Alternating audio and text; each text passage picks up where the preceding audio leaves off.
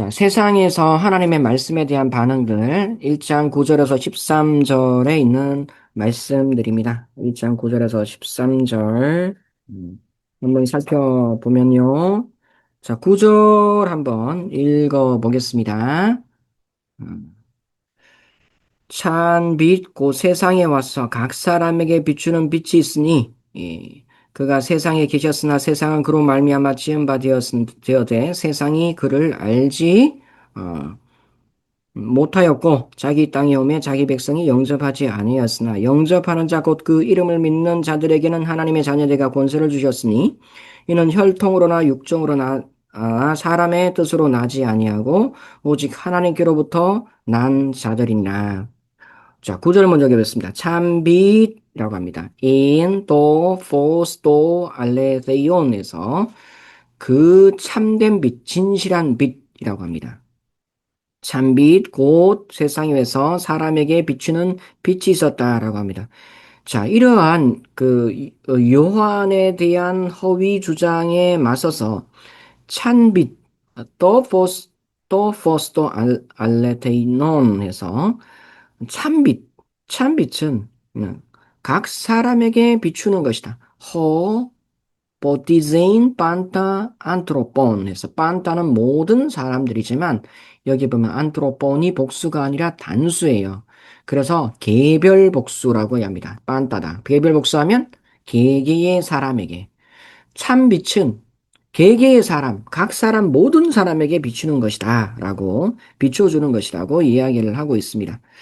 자, 그런데 이제 이게 또 포스란 보면 세상 아르코메논 에이스톤 코스모니스 아르코메논 이렇게 사격이죠. 이 사격 대격이 목적격이 안트로폰도 관련될 수 있고 아니면 어, 안트로폰이 관련될 수가 있어요. 안트로폰 아니면 좀 격은 좀 다르지만 조금 더 세상에 와서 사람에게 비치는 해서 알레테인론 요것을 뜻할 수도 있어요. 알레토니안 토포스 요거를 뜻할 수도 있어요. 그래서 세상에 와서 각 사람에게 비추는 빛이 있으니 삼빛 각 사람에게 비추는 빛인데 이게 세상에 온 각 사람이라고 해서 앞으로 올 세대의 모든 사람을 비추는 빛이 있다. 지금까지 온 사람 이렇게 생각을 해볼 수도 있어요. 하지만 여기에서는 에르코메노스 에이스톤 코스몬이란 말을 오히려 포스를 수식하는 말이에요. 약간 이제 문법상에는 문제가 있습니다. 아마 사본에 아마 포스를 수식할 수 있도록 에르코메논이 아니라 맞네요. 논 맞네요. 논 하면 주격도 되고 중성이니까 주격도 되고 목적격도 되네요. 맞네요. 제가 틀렸습니다. 예, 잠깐 착각했어요. 그래서 이 포스를 지적할 수도 있어요. 포스를. 그래서 참빛을 수식하는 게 아마 더 가까울 것이다. 세상에 와서 어, 사람들에게 비치는 빛이 있다. 그 로고스는 멀리 있는 것이 아니라 이미 이 세상에 우리 가운데 와 계신다. 현재적으로 이야기를 해주고 있어요. 자, 참빛을 수식하는 게 더 바람직한데 좀 더 이제 근접한 문맥에서 보면 10에서 12절까지 예수님에 대한 사역을 이야기를 하고 회고하고 요약하고 있고 그 다음에 10절에서 12절이 이 세상의 새 생명의 복음을 염두에 두고 있기 때문에 그러합니다. 자, 10절 가보겠습니다. 그가 세상에 계셨으며 세상이 그로 말미암아 지은 바 되었을 때 세상이 그를 알지 못하였고 라고 이야기를 합니다. 여기 보면은 세상이란 말이 엔도 코스모 in cái ho cosmos đi autu egeneto kai ho cosmos auton uk egnon 이렇게 되어 있습니다. 여기 보면 코스모 해서 세 번 반복됩니다. 그가 세상에 계셨습니다. 이 세상은 뭘까요? 첫 번째 세상은 지금 이 땅을 이야기합니다. 인류의 거주지로서요, 이 지구, 땅을 이야기하는 것이고, 그 다음에 허 코스모 디 아우토 에게네토 세상이 그려 말미암아 되었다라고 말하는 것은 지은 바 되었다라고 말하는 것은 그러면 에, 거주지로서의 땅을 지었다는 이야기일까요? 지구. 그때 할 수 있지만 우리가 앞 문장을 통해서 보면은 세상 이 지구적인 환경 포함해서 인간 포함한 모든 세상을 이야기하는 거죠. 피조물 전체를 이야기하는 거죠. 그래서 10절에 이제는 거지로서의 세상, 10절 가운데에서는 인간을 포함한 세상을, 그 다음에 허 코스모스 아우톤 우 에그노 하면서 그 세상은 그를 알지 못하였다라고 합니다. 여기 보면 세상은 타락과 암흑 속에 있지만 하나님의 사랑의 대상으로 아직 남아 있습니다. 이 세상이란 것은 하나님을 알 수 있는 인류를 뜻합니다. 또 인간을. 그래서 세상 반복되지만 여기에는 거처, 그 다음에 인류 포함한 모든 것, 그 다음에 인류를 뜻하는 말입니다. 결국 이 세상 속에 있는 이 10절이란 것은 인간의 지혜의 한계를 말합니다. 신구약 중간기 문헌인 에녹서 42장 2절 지혜서인데, 이런 이제 로고스를 깨닫지 못하는 세상에 대한 현실을 지혜로 표현을 하고 있어요. 지혜가 인간 자녀들 가운데 거처를 만들기 위해 나갔어요. 하늘로부터 나갔지만 아무도 거처를 발견하지 못했다. 이렇게 이야기를 하고 있습니다. 자, 11절 자기 땅에 오매 자기 백성이 영접하지 아니하니라. 그래서 자기 땅이란 말이 게이스란 말이 없습니다. 에이스다 이디야 자기에 속한 것 물건도 자기의 고유의 것인데 자기 땅에 엘텐 왔어야 하지만 허이 이디오이 해서 자기에 속한 것들 이거는 남자 복수로 사용하면 사람들을 뜻합니다. 그래서 자기 땅에 왔지만 자기의 백성이 영접하지 못한다라고 합니다. 지금 자기 땅이라는 것이 코스모스였어요. 방구 전구죠. 그래서 자기 땅도 그를 알지 못하고 자기 백성은 누구죠? 이스라엘 백성일까요? 아닙니다. 여기서 호이디오이는 인류 전체를 이야기합니다.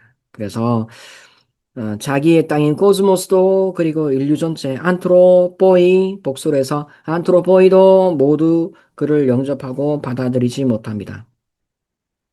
자, 12절 보면요. 자, 영접하는 자, 그 이름을 믿는 자들에게는 하나님의 자녀가 되는 권세를 주셨으니 라고 합니다.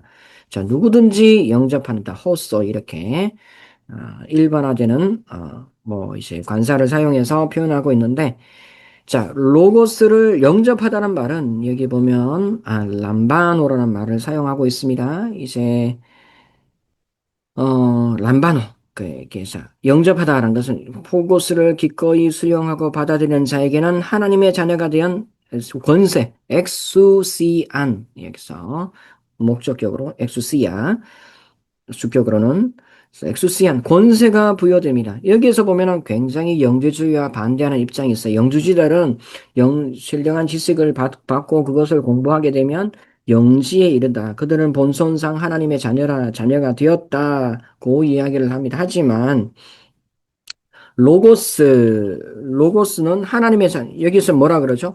하나님의 자녀, 신의 자녀가 되는 것은 로고스가 권세를 부여해야 된다는 겁니다.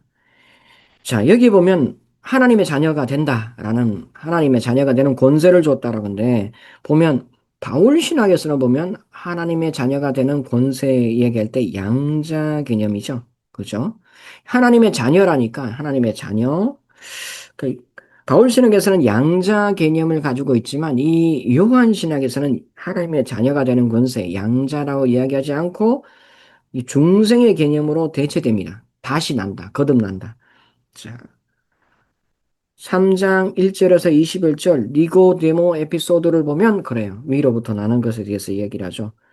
자, 바울 신학하고 요한 신학이 여기서 차이 납니다. 바울 신학에서 양자 개념이 있고 양자 개념과 요한 신학의 중생 개념은 일치합니다. 거의 일치한다보다는 대체한다라고 생각을 해보면 되겠습니다.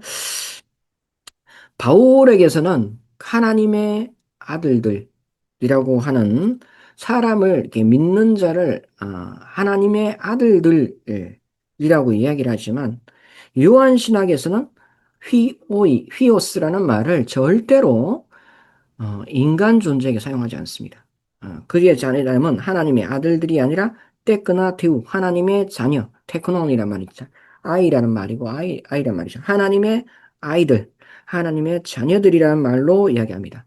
히오스란 말은 오로지 바울 신학에서 누구에게만 예수님께 유보해서 보류하는 거예요. 다른 데는 사용하지 않습니다. 이게 요한하고 바울의 차이다. 물론 바울의 차이, 이 차이는 히브리어 벤의 개념하고 일치합니다. 벤이란 말이 아들이지만 육신의 상속자를 뜻하는 말이죠. 반드시 친자는 아닐 수 있습니다. 여하튼 모든 것을 가진 단 유일한 상속자를 뜻하기 때문에 그렇습니다.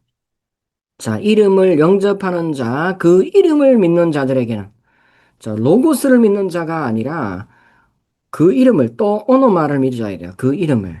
예. 자, 이름을 믿는다는 것은 또 요한 신학에만 등장을 합니다. 이름을 믿는다는 것.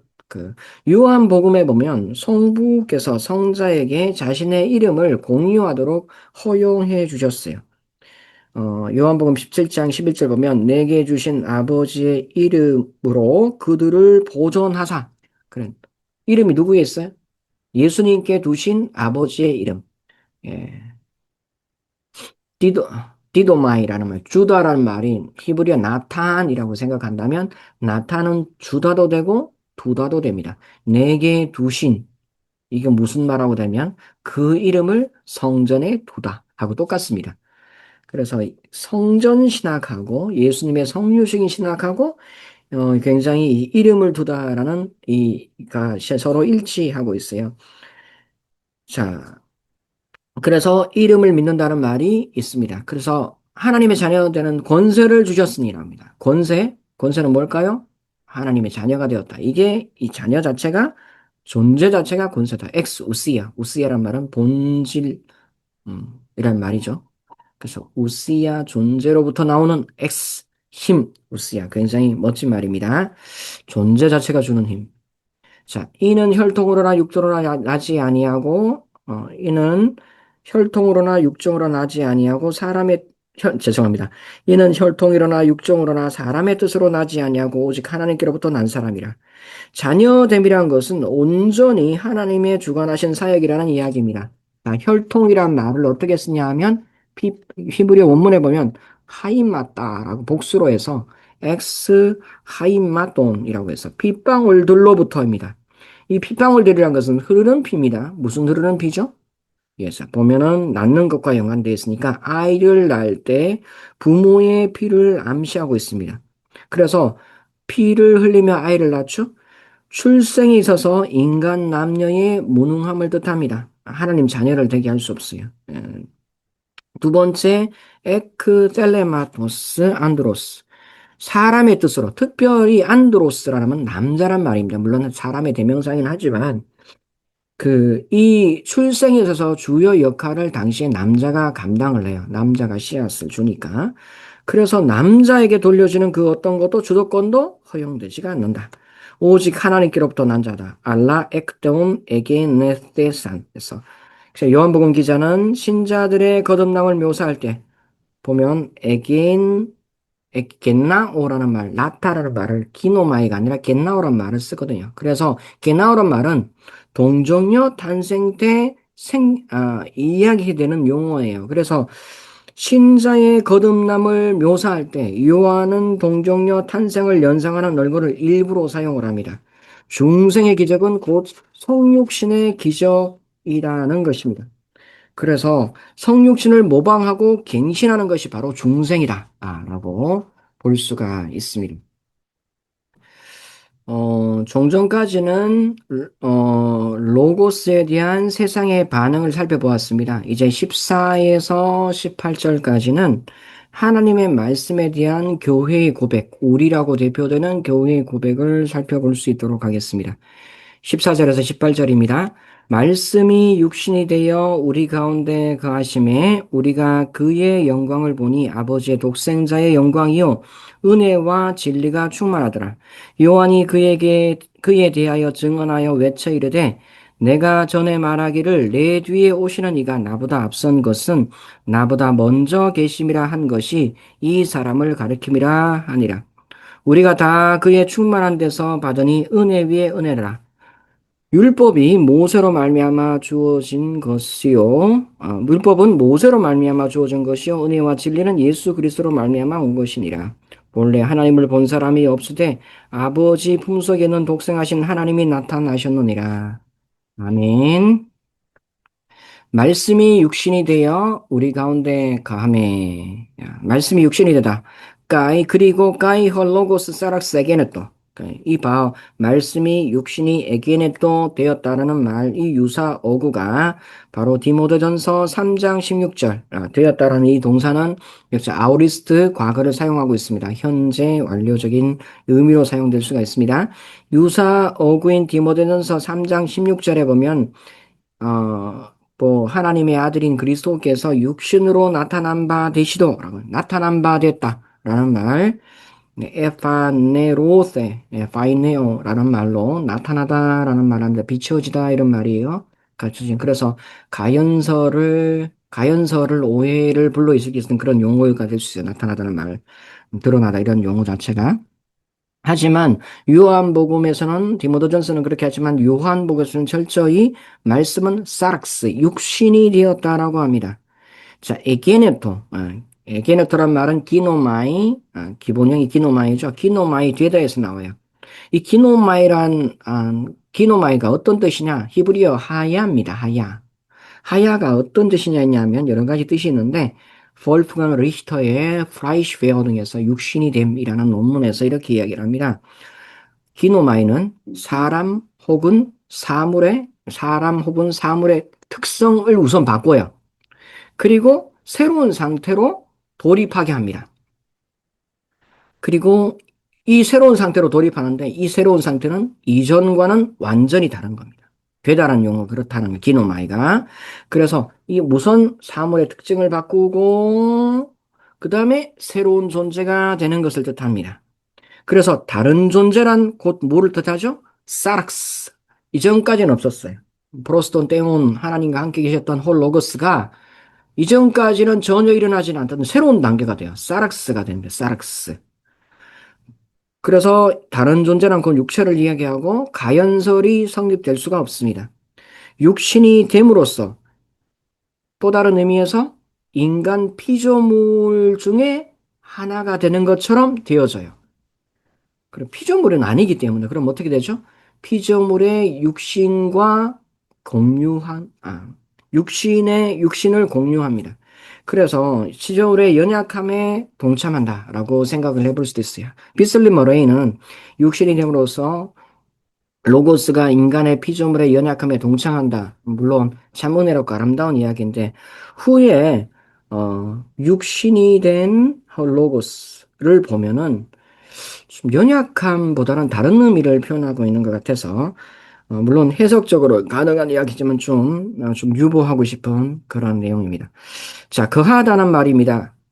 우리 가운데 거함에 까이 에스케노센 엔 휘민 이렇게 되어 있습니다. 우리 가운데 거하다라고 하는데 이 거하다는 말은 스케네라는 텐트란 말에서 장막에서 말하고 이 스케네 말하는 쉐키나 하나님께서 현존하시는 고주 영광과 함께 하나님이 계시는 현존 요거하고 동일한 자음을 가지고 있습니다. 여하튼 텐트 천막 이야기하면 출애굽이나 홍해 때나 시내산이나 진영에서 회막에서 하나님의 영광이 그들과 함께 계시되었죠. 말씀이 육신되어서 우리 가운데 거한다는 것은 지금 우리라는 존재는 출애굽을 해서 하나님과 함께 광야에서 천막을 생활을 하는 것과 똑같습니다. 병례의 생각을 하는 것 똑같아요. 그래서 육신이 된 로고스는 제2의 출애굽 가운데 있고 그 제2의 출애굽을 성취하는 자로 다시 말하면 구속으로 첫 번째 탈출처럼 두 번째 탈출 구속을 이야기를 하고 있습니다. 우리가 보니라고 합니다. 우리가 본다라는 말은 여기 보면 까이에 대하 싸멘타 뗀 독산 아우뚜 이렇게 되어 있습니다. 테아오마이, theater이란 말이 있죠. 테아오마이, 극장이란 말이 나와서 테아오마이는 데포노트 동사인데 이 우리가 보니라는 것은 뭔가 이제 감상하고 일어난 사건에 대해서 완결된 작품에 대해서 바라보고 있는 겁니다. 자, 지금 우리가 본다는 말은 우리는 그리스도의 사역의 목격자이다. 교회인 우리는 그리스도의 사역의 목격자이다라는 것을 알려주고 있고요. 이것은 단지 우리가 보니 그 영광을 보니 아버지의 독생자의 영광이요 은혜가 진리가 충만하더라. 본 후에 나타난 그 결과물들을 이야기를 해주고 있죠. 그래서 이 우리가 본다는 것은 단순한 통찰력을 얻는다는 것을 넘어서 아버지의 독생자의 영광이요 은혜가 진리가 충만하다는 말은 보면 우리가 그리스도의 사역을 계속 목격했는데 예수님의 표적들이나 아니면 십자가로서 들려 올리심이나 아니면 부활해서 모든 것을 목격한 사람이 바로 우리인데 이 우리는 뭐를 본 거예요? 우리가 그의 영광을 보니. 그래서 표적들 가운데 육신이 된 로고스의 영광을 본 것이고요. 들려 십자가 가운데 고난을 본 것이 아니라 영광을 본 것이고요. 그리고 부활 가운데 기적을 본 것이 아니라 로고스의 영광을 본 것입니다. 그래서 표적, 십자가의 승기, 부활에서 목격했던 육신이 된 육신이 된 이제 로고스의 영광을 이야기를 하고 있습니다. 자, 독생자라는 말을 하는데요. 이 독생자라는 말이 독생자, 아버지로부터로 오는 모노게네스와 같은 독생자의 영광이다. 이렇게 헬라 성경 기록하고 있어요. 독생자의 영광이라고 하는데 70년에서 모노게노스란 말, 게노스란 말 말고 게노스란 말을 사용합니다. 모노 없이. 근데 게노스란 말은 종류에 있어서 단 하나밖에 없어요. 어떨 때 사용하나? 사사기 11장 34절에 보면 입다에게 딸이 있는데 무남 동료다 할 때 게노스란 말을 써요. 게노스란 말은 무남 동료? 그러니까 단 유일하게 하나, 그 종류에 있어서 하나밖에 없다. 이런 뜻을 가지고 있습니다. 또 다른 의미에서 게노스란 말로 번역되는 거 있는데, 키코와 엘로힘 했다 올라, 아키나탄, 에트노예히도 할 때 야히드 독생자라는 말을 씁니다. 야히드란 말을 독생자라고 이야기하는데, 야히드란 말 히브리어를 70인에서 번역할 때 게노스라만 이야기한 게 아니라 아가페토스라고 해서 사랑받는 자라고 합니다. 그래서 유일한 자, 사랑받는 자 요거를 그다음 야히드를 게노스 아가페토스로 받는다는 겁니다. 그런 번역이 사랑받는 자라고 번역한 것이 창세기 22장 2절, 12절, 16절 아브라함의 독자 이삭을 지칭할 때 사용합니다.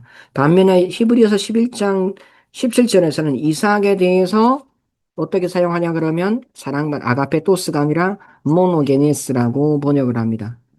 모노게네스라고 조금 히브리어 용법은 좀 다르죠. 히브리어가 아니라 히브리서의 용법은. 자, 그러면 헬라어에서 모노게네스는 뭐를 뜻할까요? 히브리서에 딱 한 번 사용되고, 그리고 구약 성경에는 모노게네스란 말이 사용이 안 돼요. 게노스란 말로 사용되거나 아니면 아가페토스란 말로 사용돼요. 그것에 대한 용어는 야히드란 용어입니다. 히브리에서 주로 독자라고 번역하는 요 용어입니다. 자, 헬라 문어에서 모노게네스란 말은 누구에게 적용되느냐? 신에게 적용됩니다. 특별한 신입니다. 엄마가 없는데 아버지가 그 아들을 출생합니다. 그래서 단 한 사람에게서 난다. 그런 뜻을 가지고 있습니다. 자, 요한 공동체는 요한복음 1장 14절이나 3장 16절 독생자를 주였으니 라는 이 신앙 고백적인 진술로 유일한 이라는 의미의 무게를 두고 있습니다. 그리고 이 독생자의 우리가 그의 영광을 보니 아버지의 독생자의 영광이라고 합니다. 아버지로부터 출생한 독생자의 영광이고 은혜가 진리가 충만하다라는 말인데 은혜라는 말이 카리스고 진리라는 말이 알레the이아입니다. 자, 70인에게 자주 나오는 하나님의 언약적인 자비 요거를 히브리어에서 옮기기를 70인에서 헤세드 베헤메트입니다. 은혜와 진리지만 원래 70인정에서 옮길 때는 우리 성경에 인자와 진실 이렇게 옮겨집니다. 자, 카리스는 제사복음서에 굉장히 중요한 신학적인 용어입니다. 그리고 그 요한복음 1장에만 등장하며 은혜란 말이 등장 안 해요. 1장에만 등장해요. 14절, 16절, 17절만 등장합니다. 왜 여기만 등장하는 건 다음에 보면 되는데, 자, 보면 그래서 은혜라는 말이 헤세드란 말인데 헤세드란 말은 히브리 개념에서는 인자, 자애, 사랑이라는 뜻이 되고 그 다음에 진리라는 말은 인자와 진리란 말은 그 에메트라는 에메트는 견고한 이런 그런 뜻이죠. 안정된, 확고한 때론 그 때문에 믿음직한 이런 뜻으로 사용되는 게 예, 진리라는 말입니다. 알레테이아라는 말은 헬라어적 개념에서는 정말로 존재하는 것, 알레테이아라는 말입니다. 그래서 그 영광이 말씀이 육신이 되어 우리 가운데 거하네 우리가 그 영광을 보니 아버지의 독생자의 영화요 은혜가 진리가 충만한 영광이더라 이런 말이에요. 은혜가 진리가 충만하다 이런 말 자체는 하나님의 실체와 하나님의 현시의 인격적인 특성을 보여합니다. 에메트 베 뭐죠? 헤세드 베이메트는 하나님께 전용되는 건 수식어잖아요. 그래서 이 로고스의 영광 자체는 하나님의 영광의 현시, 그 다음에 하나님의 실체를 표현해 주는 것으로 이야기를 하고 있습니다. 뭐가? 육신이 없는 영적으로 존재하는 로고스가? 그게 아니라 육신을 입은 로고스가. 그래서 육신에 대한 엄청난 존중과 영광과 광위를 이야기를 하고 있어요. 그래서 비슬리 머레이가 말씀이 육신이 되었다는 것은 우리의 연약함에 동착했다라는 의미도 요한복음 전체에서 보면은 불가능하지 않습니다. 하지만 요한복음 1장 로고스 창가의 근접한 문맥에서 본다면 로고스가 육신이 되면 영광스러운 것으로 이야기합니다. 영광스러운 것으로 그리고 굉장히 위험 있는 것으로 이야기를 하고 하나님과 동등된 본질과 속성을 가지는 것으로 이야기를 해주고 있어요. 하늘에 있으나 땅에 있으나 동일하다. 이런 뜻으로 사용되고 있는 게 이런 뜻에 이런 맥락에서 사락스가 사용되고 있다는 겁니다. 자, 15절. 자, 요한이 그에 대하여 증언하여 외쳐 이르되 내가 전에 말하기를 내 뒤에 오시는 이가 나보다 앞선 것은 나보다 먼저 계심이라 한 것이 이 사람을 가리킴이라. 여기 보면 요한이 증거합니다. 그에 대해서 나보다 앞선 것은 호 오피소 무 에르호메노스 엠프로스텐 무 게고는 이렇게 되어 있습니다. 보면 여기에 여기 나옵니다. 그래서 엠프로스텐 뭐 나보다 앞선 것은 이라고 합니다. 나보다 앞서 있다라는 엠프로스텐이란 말을 하는데 엠프로스텐은 신분상의 우위를 뜻하는 말입니다. 그 다음에 나보다 먼저 계심이라 호티 프로토스 무엔 프로토스 호티 프로토스 무엔 나보다 먼저 계신 상태이다 라고 이야기하는데 이것은 시간상의 우위라고 이야기합니다. 그런 역시 뭐 브리슬리 머레이가 엠프로스텐 무를 신분상의 우위로 그래서 프로토스 무를 시간상의 의로 이야기하는데 제가 보기에는 이게 아마 엠피슬리 머레이가 잘못 인용한 게 아닌가 사실 뒤집어져야 돼요. 엠프로스테는 시간적인 공간적인 앞선을 이야기합니다. 구약 성경에서 리프네이 아도나이 이렇게 쓸 때 하나님의 존전에서 리프네이 뭐뭐 하면 누구누구 이전에 시간적으로 공간적으로 이렇게 이야기되는 전략이에요. 그래서 엠프로스테는 비슬리 머레이가 말하는 신분상의 우위가 아니라 시간적인 우위를 뜻할 수가 있을 거예요. 프로토스무라는 것은 처음이란 뜻이에요. 먼저 계시다라고 하는데 나보다 프로토스 먼저라는 말이 러시란 말이거든 머리. 그래서 번역을 하면 그래서 이거는 시간상의 우위가 아니라 신분상의 우위가 될 수 있다. 여하튼 이건 비슬리 머라이가 인용한 대략들을 제대로 좀 확인을 해봐야 될 듯합니다. 물론 저의 히브리 헬라어를 히브리어로 역번역한 이것이 조금 현대 신약 성경 히브리어 성경에는 적용되지만 조금 다를 수도 있다. 그렇지만 저는 이렇게 개연성 있는 말을 할 수가 있습니다. 여하튼 여기서 중요한 것은 육신이 된 로고스는 하나님의 영원한 우위권을 공유하고 있다. 그래서 육신이 된다는 것을 결코 낮고 천하고 연약한 것으로 묘사하지 않아요. 하나님의 드신이 자, 그다음에 증언하여 외쳐 말하기를 라는 증언하다라도 말하는 것은 현재로 돼 있고 말의 뒤레이로 돼 있고 말하기를라는 말은 여기 보면은 어디에 있냐면은 잘 마우스 어디 갔니? 저 배터리가 낮아서 마우스가 다 됐습니다. 자, A번 who does and whom A번 이는 내가 말했던 그 사람이다. 이렇게 말하는 구절입니다. A번은 과거로 되어 있어요. 요한의 그리스도에 대한 꾀리그마, 선포는 계속된다는 것. 그래서 지금 현재도 증거하고 과거도 되는 것. 그래서 즉 요한 편에서 그가 예수보다 더 위대하다는 주장에 반대하는 것을 암시하고 있습니다. 여기 보면 요한을 따르는 제자들의 무리를 염두에 두고 그들과 가까이 있는 요한 교회, 요한 공동체를 생각해 볼 수가 있습니다. 자, 16절 보면 우리가 다 그의 충만한 데서 받으니 은혜 위에 은혜로라 라고 이야기를 하고 있습니다. 자, 16절 은혜 위에 은혜다 라고 하는데 여기 보면은 포티 근거절로 이게 이야기를 하고 있는데 별로 넘어갈 수 있을까요? 자, 다른 것으로 이야기해 봅시다.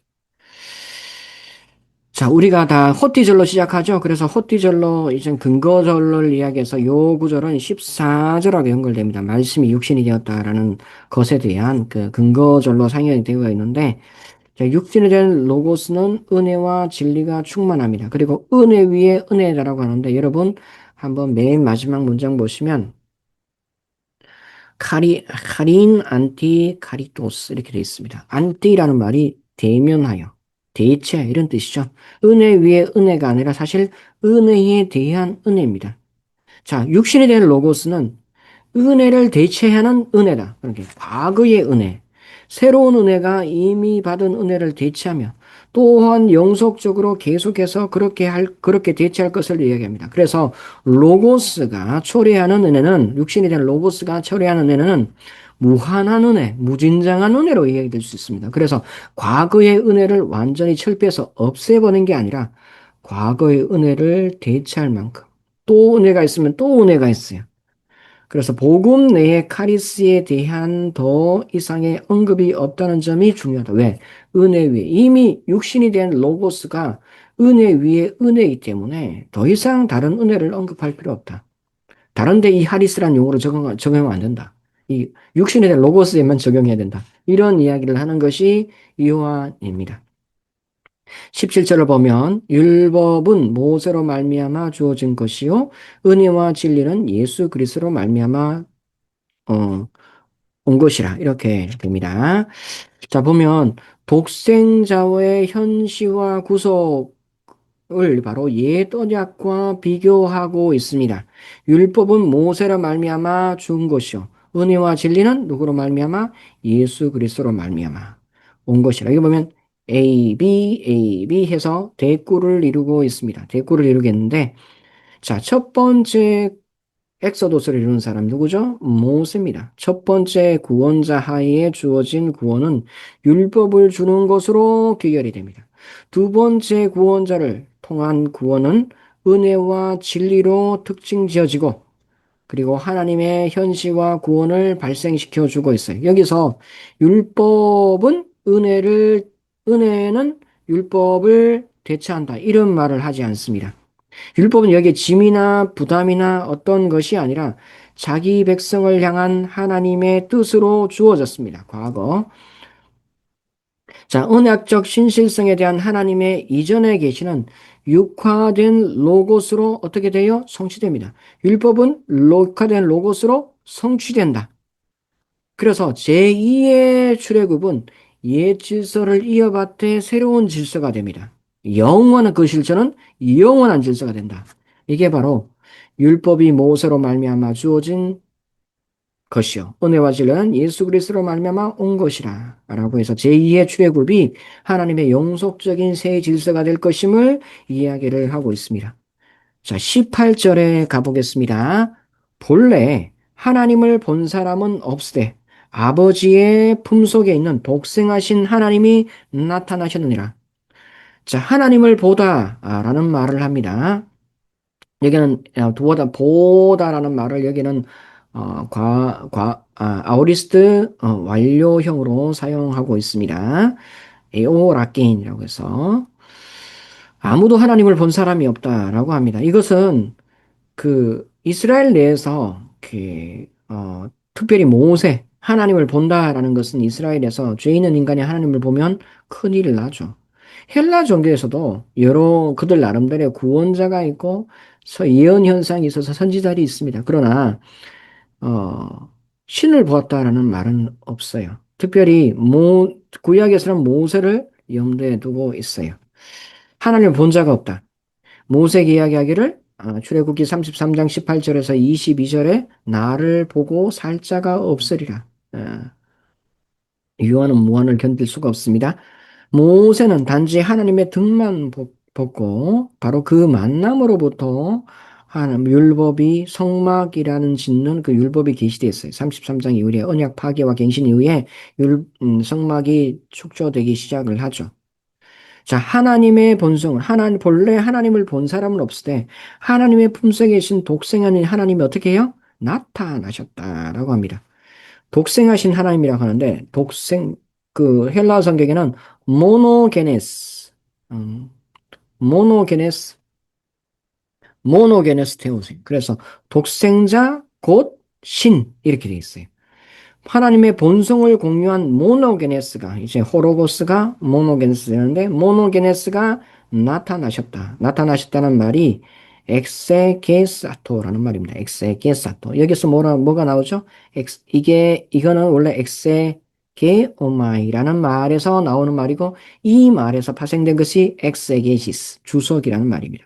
이 엑세게시스란 말은 엑세게사토에서 엑세게오마인데 이 용어는 랍비들이 율법을 강의할 때만 사용하는 테리무누스 테키누쿠스 전문 용어예요. 따라 다시 말하면 독생하신 하나님, 아버지 품속에 친밀하게 계셨던 그 독생하신 하나님은 어, 성 음, 하나님에 대한 주해다라고 이야기를 해주고 있는 겁니다.